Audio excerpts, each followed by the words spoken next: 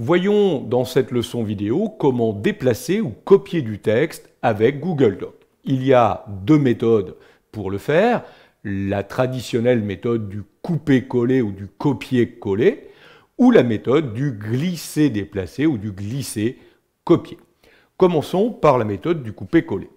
Je vais sélectionner un texte, demander de le couper, me placer à un autre endroit et le coller. Avec ça, je vais pouvoir déplacer le texte. Alors ça fonctionne pour n'importe quel texte sélectionné. Par exemple, je vais sélectionner le paragraphe ici alors à qui la faute. Donc je fais 3 clics dans le paragraphe afin de le sélectionner. Je vais alors utiliser la commande couper. Il y a 3 façons d'effectuer un couper.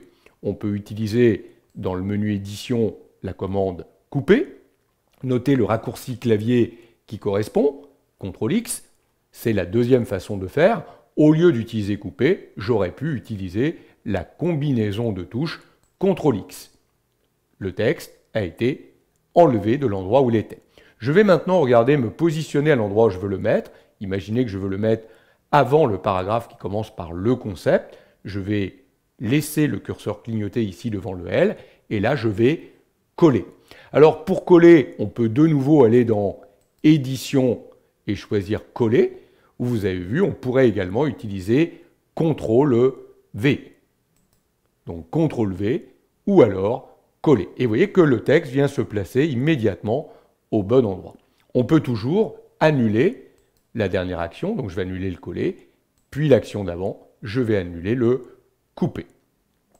Alors, je vais maintenant déplacer, regardez, jadis si performant. Donc je vais sélectionner, jadis si performant. Là encore, je pourrais utiliser édition coupée ou CTRL X. Mais regardez, je pourrais aussi faire un simple clic droit sur la sélection et je retrouve dedans, dans le menu contextuel, le fameux couper. À ce moment-là, il me suffirait de me placer devant le V de vous semble. Et là, regardez, si je fais un clic droit, je pourrais également choisir coller. Donc là, j'ai utilisé le menu contextuel, le clic droit pour effectuer ces opérations de couper-coller. Je vous montre maintenant la technique du glisser-déplacer. Regardez, je vais resélectionner jadis si performant, donc en faisant glisser la souris dessus. Je lâche ma souris et là maintenant, je vais ramener le curseur de la souris sur la sélection, laisser mon doigt appuyé et regardez, le curseur bleu ici, je vais l'amener à l'endroit où je veux mettre le texte. Et regardez, automatiquement, j'ai ramené jadis si performant à son emplacement de départ. J'ai donc tout simplement effectué ici un glisser-déplacer. Tout ça, je peux le faire également, non plus pour déplacer, mais pour copier. Regardez, j'aimerais dupliquer le titre qui est là. Je vais le sélectionner. Cette fois-ci, au lieu de couper, je vais le copier. Dans Édition, vous trouvez la commande copier. Notez le raccourci clavier, CTRL-C, copier ou CTRL-C.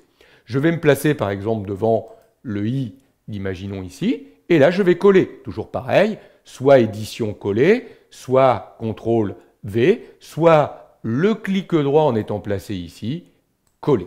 Et vous voyez que immédiatement, je viens de dupliquer le texte.